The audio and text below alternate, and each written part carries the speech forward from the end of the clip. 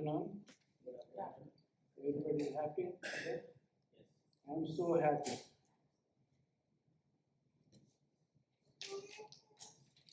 దేవుని మందిరంలో చాలా సంతోషం ఉంటుంది, కొన్నిసార్లు దుఃఖకరంగా ఉంటుంది.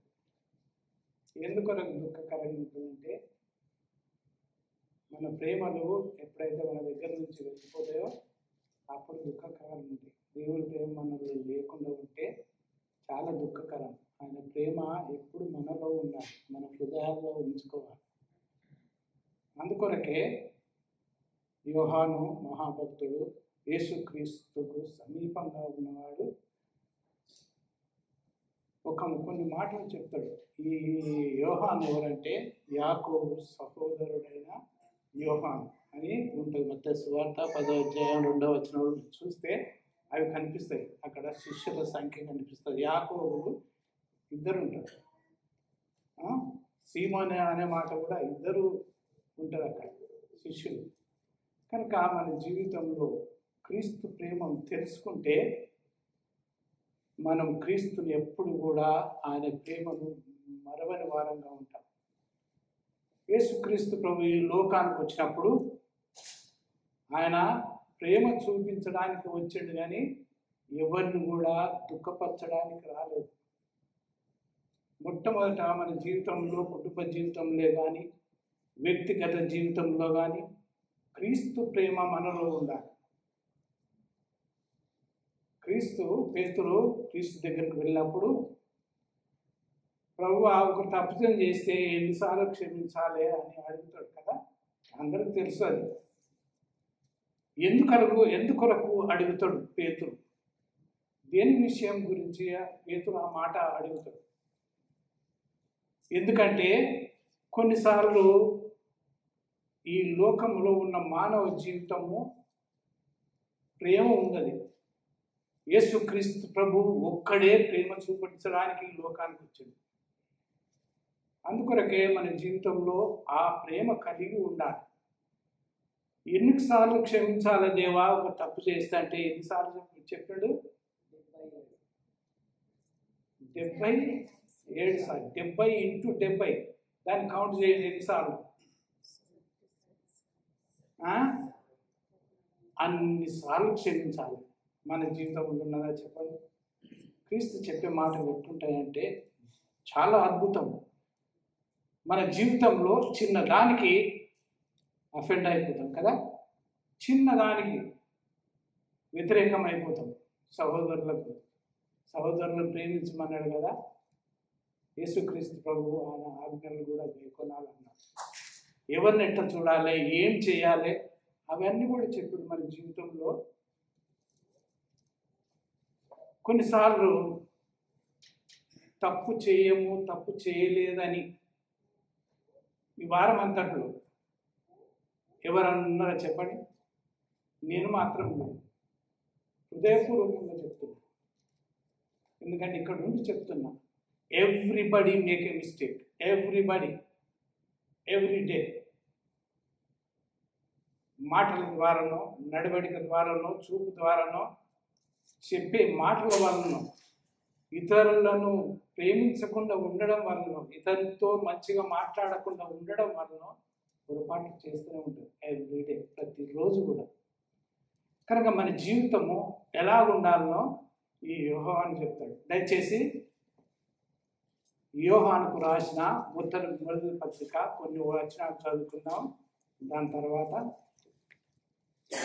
బల్లలోనికి వెళ్ళకముందు ఈ మాటలు చదువుకొని మనం కొద్దిగా ధ్యానించి బల్లలోనికి వెళ్దాం. దయచేసి 2వ అధ్యాయము, యోహాను రాసిన మొదటి పత్రిక 2వ అధ్యాయము మనము 6 వచనాలు చదువుకుందాం. మార్చి చదువుకున్నట్టు స్పష్టంగా చదవండి. నా చిన్న పిల్లలారా, మీరు పాపం చేయకుండాటకై ఈ సంగతులు రాయిస్తున్నాను. ఎవడైనా పాపము చేసిన ఎడల నీతిమంతుడైన యేసుక్రీస్తు అను ఉత్తరవాది తండ్రి యొద్ద ఉన్నాడు. వచనం చదవండి.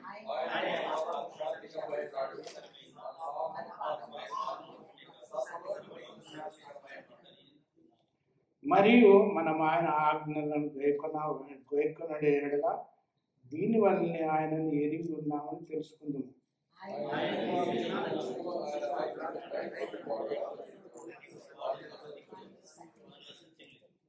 ఆయన వాక్యము ఎవడు గైకొనునో వానిలో దేవుని ప్రేమ నిజముగా పరిపూర్ణమాయను. ఆయన యందు చదవండి.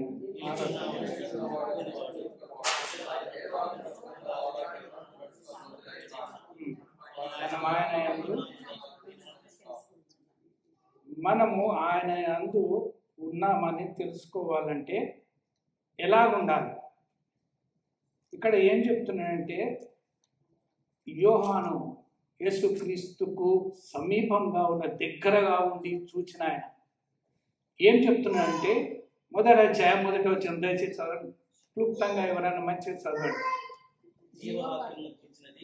జీవవాక్యమును గూర్చినది ఆది నుండి ఏది ఉండెనో మేము ఏది వింటిమో కన్నులార ఏది చూచితమో ఏది నిదానించి కనిగొంటిమో మా చేతులు దేన్ని తాకి చూచెనో. ఈ యోహాను గారు చక్కగా రాస్తున్నాడు మన జీవితాలను సరి చేసుకోవడానికి. ఈయన ఎందుకంటే క్రీస్తు యేసు ప్రభువును వెంబడించిన వాడు, క్రీస్తు ఎలా ఉన్నాడో ఎలా జీవించిండో అతన్ని సమీపంగా ఉండి చూచినవాడు ఏం చెప్తున్నాడు? మేము ఎలా ఉన్నామంటే జీవవాక్యాన్ని గ్రహించి దాన్ని చూచినాము. వాక్యము అంటే మనకి తెలుసు అందరికీ. వాక్యం అంటే యోహాను సువార్త మొదటి అధ్యాయం మొదటి వచనంలో ఉంటాయి.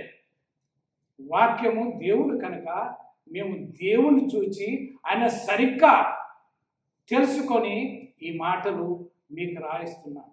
ఏమంటున్నానంటే మనలందరినీ చిన్నపిల్లలారా, మనకు చాలా తెలివి ఉన్నదని అనుకుంటాం కదా, చాలా మాకు తెలివి జ్ఞానం మస్తు ఉన్నదని.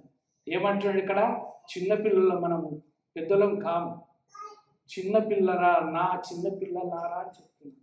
ఎంత సముదాయించి చెప్తున్నాడు, ఎంత ఆయన ప్రేమపూర్వకంగా ఇక్కడ రాస్తున్నాడంటే నా చిన్నపిల్లలారా, నా సహోదరులారా, నాతో వెంబడించే వారులారా, నా చిన్నపిల్లలారా, మీకు చెప్పేది ఏంటంటే 2వ అధ్యాయం మొదటి వచనం చదవండి. నా చిన్నపిల్లలారా మీరంటే మనం అందరం, నేను కూడా, మీరందరూ కూడా పాపం చేయకుండాటకై ఈ సంగతులు ఏ సంగతులు రాస్తున్నాయంటే మేము ప్రభువును చూసినాము, ఆయన దగ్గర ఉన్నాము, ఆయనతో సహవాసం కలిగి ఉన్నాము, ఆయన ప్రేమను ఎరిగిన వారము, ఆయన ఎట్లా జీవించమని చెప్పిన వాడు, ఆ సంగతులను మీకు రాయిస్తున్నాను. తర్వాత ఎవడైనను పాపం చేసిన ఎడల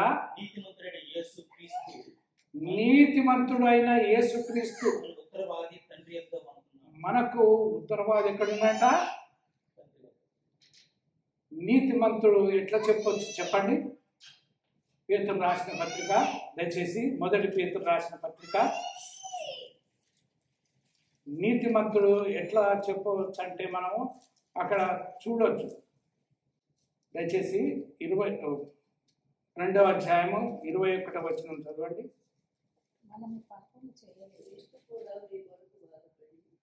క్రీస్తు కూడా మీ కొరకు బాధపడి మీరు తన అడుగుజాడలో నడుచుకున్నట్టు వీటిని మన కొరకు మాదిరిగా ఉంచిపోయాను. ఏంటంటే ఆయన పాపం చేయలేదు, ఆయన నోట ఏ కపటమును లేదు,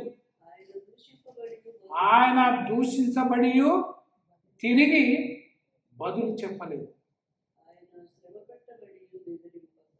చూడండి, ఇక్కడ యేసుక్రీస్తు ప్రభు గురించి పేతురు గారు రాస్తున్నాడు. ఎందుకంటే పేతురు కూడా ప్రభుని యేసుక్రీస్తును వెంబడించిన వాడు, ఆయనతో ఉన్నవాడు. మన చిన్నదానికి కూడా యేసుక్రీస్తు ప్రభువును ఎన్నో దూషించరు, ఎన్నో చేశారు. 19వ వచనం కూడా చదువుతాం.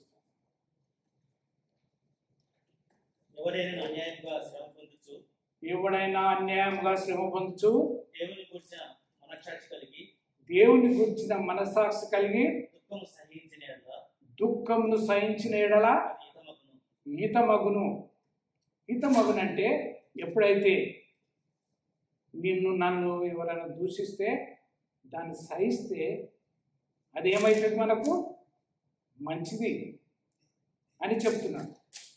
మన జీవితంలో అటువంటి ప్రేమ, క్రీస్తు ప్రేమ మనం లేకుండా ఉంటే అదంతా ఉంటిదే. మనము రక్షించబడ్డాము, అది చేసినాము, ఇది చేసినామని.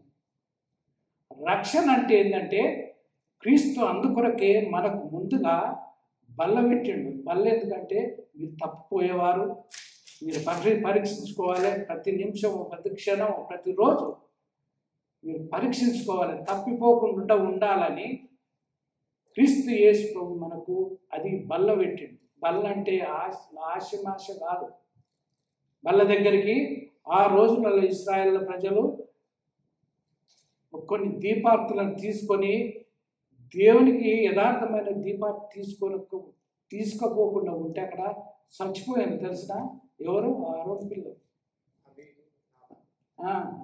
2 పిల్లలు చనిపోయింది. ఆయనకు 4 పిల్లలు, 2 పిల్లలు. ఇమ్మీడియట్గా మనం ఆరాధించేదే కానీ, బల్లలో పాలు పొందడమే కానీ, మనం దేవునికి అంగీకారంగా లేకుండా ఉంటే అది మనకు మంచిది కాదు. అందుకొరకే పరీక్షించుకోండి అని ఎందుకు చెప్తారు? మనమే రిపీట్ చేసుకోకుండా ఉంటే మన పొరపాట్లు ఒక్కొక్కటి పెరిగిపోతూ ఉంటాయి. మన జీవితంలో ఎలాంటి జీవితం కలిగి ఉండాలనో మనకి ఇక్కడ చెప్తున్నాడు. దయచేసి మొదటిగా మనము దేవునికి యథార్థమైన బతకాలే. ఎవరిని కూడా దూషించిన కానీ కూడా తిరిగి దూషించకూడదు. 3వది ఏంటిదంటే క్రీస్తు ప్రేమ మనలో ఉండాలి. 2వది దయచేసి 3వ వచనం చదవండి. యోహాను సువార్త, యోహాను రాసిన మొదటి పత్రిక 2:3వ వచనం. మరియు మనము ఆయన, దయచేసి గమనించి ఉండండి, మనము ఆయన ఆజ్ఞలను గైకొని ఎడల దీని వలనే ఆయనను ఎరిగి ఉన్నాము తెలుసు. ఆయన ఆజ్ఞలు ఏమి ఇచ్చిండో చెప్పండి. మత్తయి సువార్త 6వ అధ్యాయము, దయచేసి 5వ అధ్యాయము 21-22 వచనాలు ఎవరైనా చదవండి. నరహత్య చేయవద్దు, నరహత్య చేయవాడు విమర్శకు లోనగునని పూర్వీకులతో చెప్పబడిన, మన పితరులతో చెప్పబడిన మాట మీరు విన్నారు కదా. నేను మీతో చెప్పున్నదేమనగా దయచేసి గమనించు, తన సహోదరుని మీద కోపపడవాడు విమర్శకు లోనగును, తన సహోదరుని చూచి వ్యర్థుడా అని చెప్పువాడు మహాసభకు లోనగును, ద్రోహి అని చెప్పువాడు. దయచేసి గమనించి ఉండాలి. దేవుని మాటలు, దేవుని ఆజ్ఞలు ఎట్లా ఉంటాయంటే ఖచ్చితంగా ఉంటాయి. పాత నిబంధన గ్రంథంలో నిర్గమ కాండంలో మనకుంటాయి 20 అధ్యాయంలో ఈ ఆజ్ఞలు, మరి ద్వితీయోపదేశ కాండంలో ఉంటాయి ఈ ఆజ్ఞలు. తర్వాత క్రీస్తు కూడా మన కొరకు అదే ఆజ్ఞలు చెప్తున్నాడు. మన జీవితంలో ఆ ఆజ్ఞలను రెండవదిగా మీరి మేము దేవుల్లో ఉన్నామంటే, మళ్ళీ చదువు బ్రదర్, 2వ అధ్యాయము లేదు ఆయన ఆజ్ఞలు గైకొని ఎడల మనం ఎరిగిన ఆయన ఆజ్ఞలను మనం గైకొనకుండా ఉంటే మనం దేవుణ్ణి ఎరిగినటువంటి వారం కాము. మన దేవుని ప్రేమ మనలో లేకుంటే ఉంటే దేవుణ్ణి ఎరిగినటువంటి వారం కాదు. అదే అధ్యాయం 4వ అధ్యాయము దయచేసి అదే అధ్యాయంలో అదే 4వ అధ్యాయము 7-8 వచనాలు చదవండి దయచేసి. ప్రియులారా, ఒకరినొకరము ప్రేమించుము, ఏలైనగా ప్రేమ అనేది మనుషుల మూలంగా కాదు, దేవుని మూలంగా కలిగి ఉన్నది. ప్రేమించు ప్రతి వాడును దేవుని మూలంగా పుట్టినవాడై దేవుణ్ణి ఎరుగును. ఒకవేళ ఈ ప్రేమ నీలో లేకుంటే దేవుడు ఎవరో నాకు తెలియదు. 8వ వచనం చదువు. దేవుడు ప్రేమస్వరూపి, ప్రేమ లేకుండా ఉంటే దేవుణ్ణి ఎరిగిన వాడు కాదు. మన జీవితంలో మనం ముఖ్యముగా రెండవది మనలో ఉంచుకోవాలి. దేవుని ఆజ్ఞలను గైకోవాలి. దేవుని ఆజ్ఞలను గైకోనుకుండా ఉంటే మన జీవితం వ్యర్థం. మత్తయి సువార్త 5వ అధ్యాయము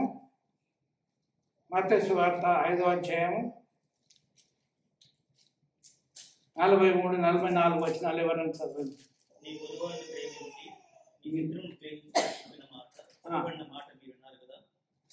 నీ పొరుగువాన్ని ద్వేషించి ప్రేమించి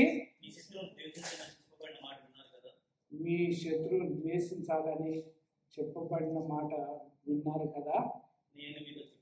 నేను మీతో చెప్పినదేమనగా,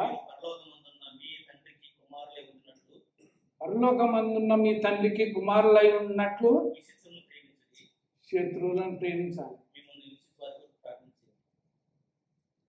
ఎప్పుడన్నా నిన్ను బాధ పెట్టిన వారి కొరకు మనం ప్రార్థన చేస్తున్నాం. ఈ మాటలు యేసుక్రీస్తు ప్రభువు చెప్తున్నాడు. యేసుక్రీస్తు ప్రభువు శిష్యులతో చెప్తున్నాడు ఈ మాటలన్నీ. పాత నిబంధనల గ్రంథంలో ఉన్నాయే ఇక్కడ కూడా చెప్తున్నాడు. ఏమంటాడంటే, దయచేసి మత్తయి సువార్త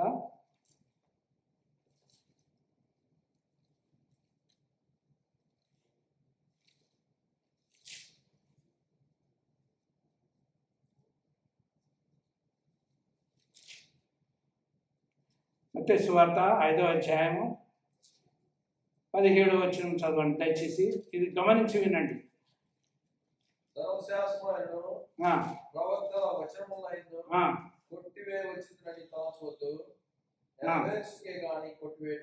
దయచేసి మన ప్రవక్తలు నిర్గమకాండలు గొప్ప ప్రవక్త. లాస్ట్ టైం ఒక బ్రదర్ చెప్పిండు గొప్ప ప్రవక్త ఎవరు కదా, మోషే. ఆ ప్రవక్త దేవుడు ఆజ్ఞలన్నీ ఇస్తే ఇశ్రాయేలు ప్రజలందరూ చెప్తాడు, ఆజ్ఞలే నేను కొట్టివేయడానికి రాలేదు అని క్రీస్తు చెప్తున్నాడు ఇక్కడ. అవి ఉండాలి మన దగ్గర, అవి వీటిని నేర్చుకోవాలి. మనకు జాగ్రత్తగా భద్రపరుచుకొని ముందుకు సాగాలని, ఈ క్రీస్తును వెంబడించాలి. క్రీస్తును వెంబడించకుండా ఉంటే, మన ఇష్టానుసారంగా ఉంటే ఏమైతే తెలిసినా, ఇశ్రాయేలు ప్రజలు కొంతమంది అంట మోషే హారూను మీద సనుక్కున్నారు. ఇప్పుడు బ్రదర్ కూడా చెప్పిండు అది ఆ మాట. సనుక్కున్నప్పుడు వాళ్ళు పాముల చేత ఖర్చబడి చనిపోయినట్టుగా చూసినాం. మళ్ళీ తర్వాత కూడా మోషే మీద హారూను మీద సనుక్కుంటారు. దేవుణ్ణి మర్చిపోయి, యేసు చేసిన క్రియలను మర్చిపోయి, వాళ్ళ జీవితాల్లో వ్యతిరేకంగా మోషేకు అహరోనులకు వ్యతిరేకంగా తిరిగి కొంతమంది ఏమంటారు గ్యాదర్ అవుతున్నారు. అందరూ గ్యాదర్ అయ్యి, మేము నీ మాట వినము, నువ్వు మమ్మల్ని ఇక్కడ తేలేదు. సంఖ్యాకాండం దయచేసి చూడండి. దయచేసి సంఖ్యాకాండము 16వ అధ్యాయము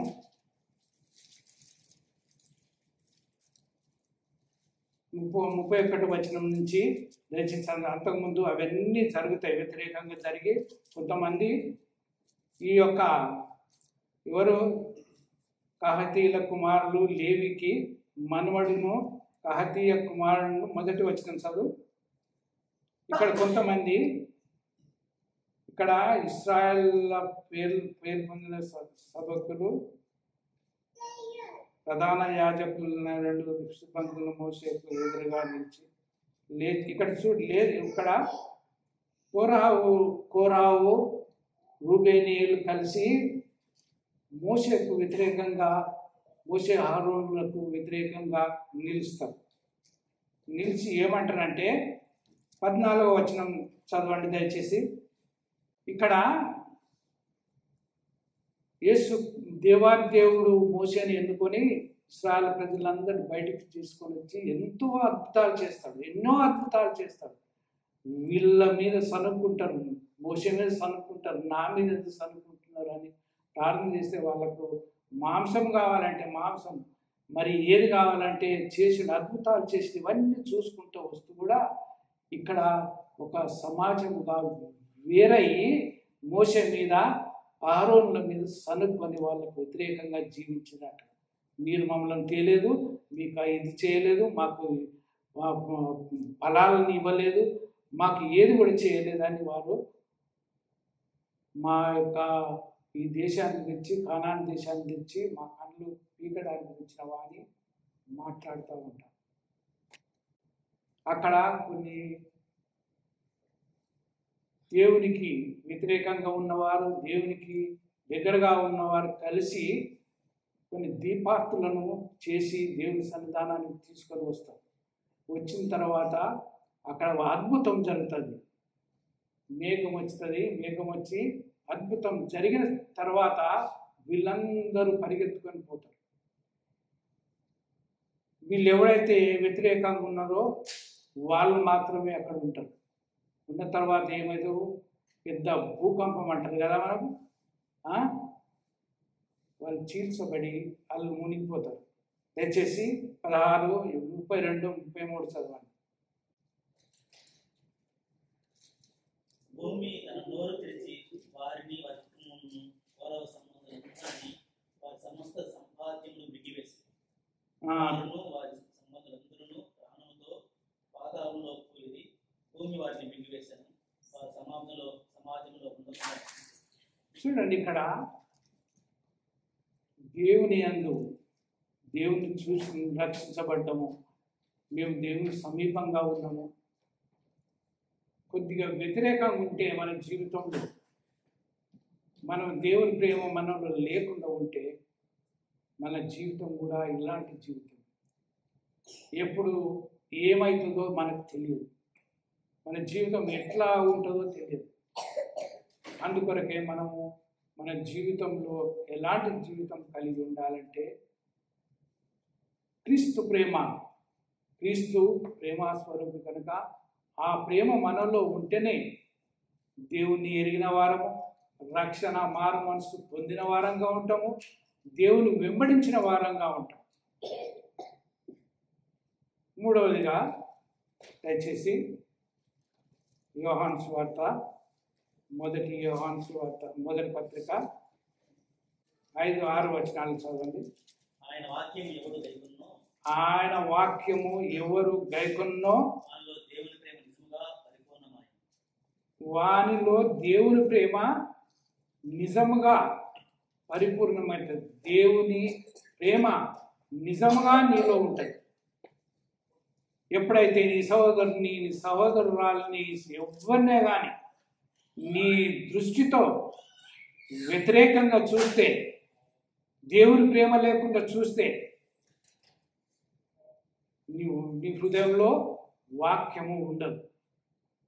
అందుకొరకే యోహాను రాస్తాడు, ఏమని రాస్తాడంటే మనల్ని మనము పరీక్షించుకోవాలని చెప్తాడు.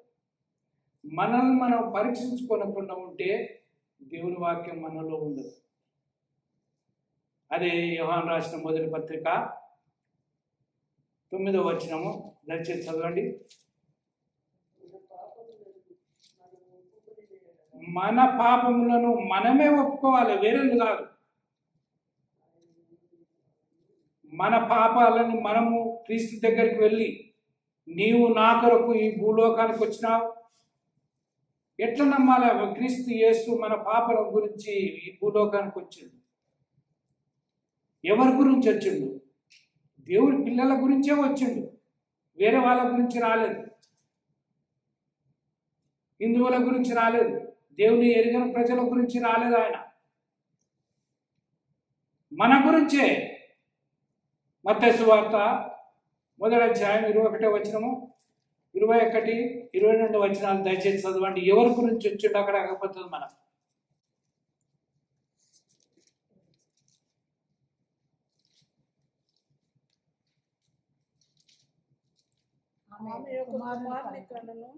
ఆమె ఒక కుమారుని కన్ను, తన ప్రజలు అంటే ఎవరు? ఆయనని ఎరిగినటువంటి వారు, వేరే వాళ్ళు కారు.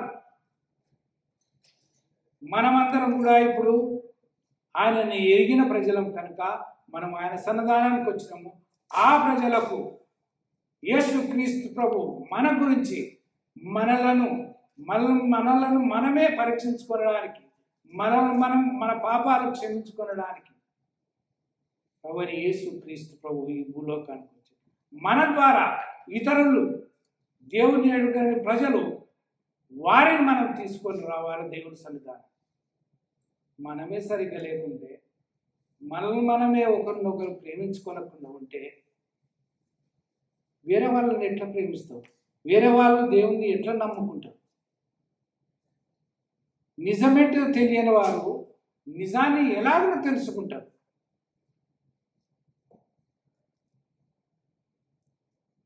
మన సొంత సహోదరులమే ఒకరినొకరు ప్రేమించుకోకుండా చిన్నదానికి 70x70 సార్లు క్షమించుకోమంటే ఒకసారి కూడా క్షమించుకో కదా.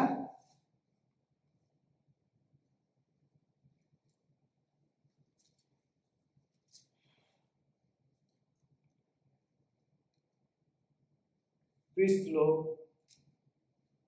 నేను నడిచిన సమయాలలో ఎన్నో ఇరుకులు, ఇబ్బందులు వచ్చిన ఎంతోమంది ఏమో అన్నారు.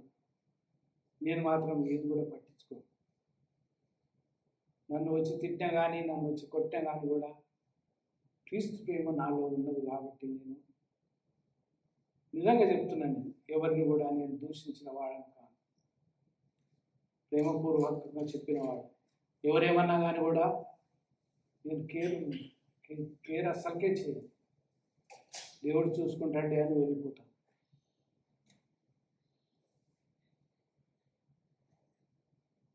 నేను విద్య లేని పామాన్ని, సరిగా చదువుకొని వాడిని, అయినప్పటికీ క్రీస్తు యేసు ప్రభువులో నేను మంచిగా చదువుకున్నవాడు. ఆయన ప్రేమ నాలో ఉన్నంత కాలం నేను ఇలాగనే చచ్చిపోతాను.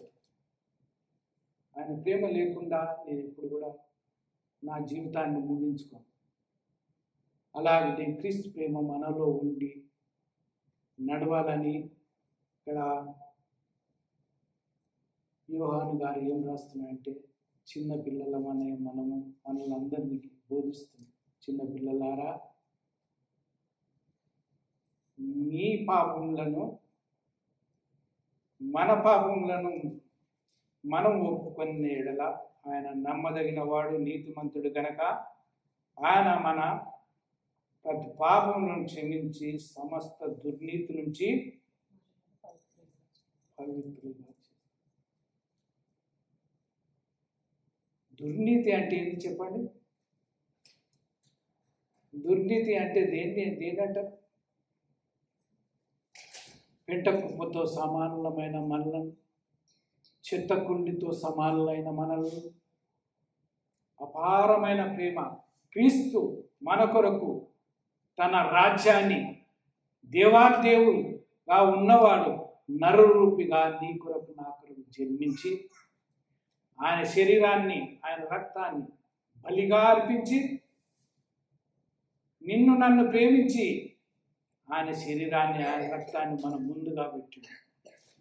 దాని దగ్గరికి రాకముందు మనలో యథార్థమైన హృదయం ఉన్నదా లేదా అని మనం చూసుకోవాలి. ఒకవేళ నీలో నిజమైన రక్షణ నీలో లేకుండా ఉంటే మన జీవితంలో దయచేసి గమనించి వినండి, కుటుంబాల్లో కానీ నిన్ను వ్యతిరేకంగా దూషించిన వారిని కూడా ప్రేమించే వారంగా ఉండాలి. అప్పుడే క్రీస్తు ప్రేమను మనం పొందినవారు. లేకుండా ఉంటే మనకి ఎక్కడ పోతామో నరకానికి. ఓ శత్రువులను ప్రేమించకుండా ఉంటే తన సహోదరుని సహోదరురాల్ని కుటుంబంలో కానీ వ్యక్తిగతంలో కానీ మనం ప్రేమించకుండా ఉంటే మన దేవుని దూరస్తులు అందరూ ఎక్కడ పోతారు? అగ్ని పాలవుతుంది. ప్రభు త్వరగా వస్తున్నాడు. ఎప్పుడు వస్తున్నా నీకు నాకు తెలియదు, నీకు నాకు ఎవరికి తెలియదు. కనుక ఈ రోజులలో మరణాలు ఎట్లా వస్తున్నాయంటే, లాస్ట్ వీక్లో నేను వర్క్ చేసే దగ్గరికి ఒక యవనస్తురాలు వచ్చింది అతన్ని చూడడానికి. 3 days తర్వాత వార్త వచ్చింది, చచ్చిపోయింది. మనలో ప్రేమ లేకుండా ఉండి చచ్చిపోతే మనం ఎక్కడికి వెళ్తాం? సహోదర ప్రేమ ఉండాలి, ఒకరిని ప్రేమించే వారంగా ఉండాలి. అలాగే జీవించితేనే ప్రభు వాళ్ళ దగ్గరికి రావాలి. లేకుంటే నేను తీసుకున్న కానీ కూడా అది వ్యర్థం. అది వ్యర్థం అంటే వ్యర్థము, దేనికి కూడా మంచిది కాదు. మనం ఇప్పుడు ఇంతవరకు చూసినాం, దేవుని అర్పణ దగ్గరికి వస్తే వ్యతిరేకమైన అర్పణ తీసుకొని వస్తేనే వాళ్ళు చచ్చిపోయింది. ఇప్పుడు ఎందుకు చస్తలేమని ప్రశ్న ఉండొచ్చు కదా మనకందరికీ. మేము ఎంత అబద్ధాలు ఆడినా ఏం చేసినా కానీ మేము చస్తలేమనుకుంటున్నాం కదా. ఎవరి యేసు క్రీస్తు ఆయన కృప చూపిస్తున్నాడు నీ ఎడల నా ఎడల. మనం ఎప్పుడు చచ్చిపోతామో నీవు ఆయన కృపను చూడకుండా, ఆయన ప్రేమ నీలో ఉండకుండా చచ్చిపోతే నీవు వేడుకోతావు అగ్నిపాలకి, అంతే, ఇంకేం లేదు. ఆయన కృప చూపిస్తున్నాడు కనుకనే మనం బ్రతుకుతున్నాం, లేకుంటే బ్రతికేవారం కాదు. చాలా గూఢమైన సంగతులు ఉన్నాయి బైబిల్లో, మనకు తెలియదు. చాలా గూఢమైన సంగతి, మనం వాటిని గ్రహించము అనే అందుకొరకే చెప్తున్నాడు ఇక్కడ యోహాను రాసిన పత్రికలు. చిన్న పిల్లలారా మీరందరూ జాగ్రత్తగా ఉండండి, దేవుని ప్రేమను మర్చిపోకుండా ఉండండి, దేవుని ప్రేమను ఎరిగి ప్రేమ మీలో ఉండాలని యోహాను రాస్తున్నాడు. క్రీస్తు ప్రేమ ఎటువంటి ప్రేమ అంటే అపారమైన ప్రేమ, చాలా ప్రేమ. నువ్వు ఆయనను కొట్టినా కానీ కూడా తిట్టినా కానీ కూడా నేను ప్రేమిస్తూనే ఉంటాను. అలాగే చేసి శిలువ మీదకి ఎక్కాడు. ఎంతోమంది దూషించారు, ఎంతోమంది ఆయనను అపవిత్రపరిచారు, ఆయనను కొట్టిండ్రు, గుద్దినట్టు అని కూడా ఉంటుంది కదా, ఉమ్మి వేసిండ్రు. మనలో కొన్నిసార్లు ఎట్లుంటుందంటే, మనము వాళ్ళ ఎవరన్నా మనకు వ్యతిరేకంగా ఉండి వాళ్ళతో మాట్లాడకుండా ఉంటే మనకు అప్పుడే ఉమ్ము వస్తుంది. ఏమంటాడు? నన్ను చూసే ఇది చేసిండు వీడు. క్రీస్తు చూస్తుండగా ఉమ్మి వేసిన వాడు ఆయన పైన ఉమ్మి వేసిండు, అంత తగ్గించుకున్నాడు. మనము కూడా ఆయన అడుగుజాడాలంటే ఏంటిది? ఆయన అడుగుజాడాలని నడవాలంటే ఏంటిది చెప్పండి? తన అడుగుజాడల్లో మనము కూడా ఉండాలని, ఆయన చేసే క్రియలన్నీ కూడా మనలో ఉండాలని, అలాంటి జీవితం కలిగి ఉండి మనకు ముందుకు సాగుదాం. క్రీస్తు ప్రేమను ఎల్లప్పుడూ మన జీవిత కాలం అంతా కూడా ఆయనను వెంబడించి ఆయనను మయంపరిచే వారంగా ఉందాం. ఆయన బల్లలోనికి వెళ్ళకూడదు. క్రీస్తు ప్రేమ మనలో ఉండకుండా ఉంటే, క్రీస్తు రక్షణ మనలో ఉండకుండా ఉంటే, మన పాపములు మనమే ఒప్పుకొనకుండా ఉంటే దయచేసి బల్ల దగ్గరికి రావు. యథార్థమైన హృదయంతో ఇప్పుడైనా మనల్ని మనం పరీక్షించుకొని క్షమించబడి క్రీస్తు రక్తంతో కడగబడి బల్లలోనికి ప్రవేశిద్దాం. దేవుడి మాటలు మనకు ఆశీర్వాదకరంగా చేయించాలి.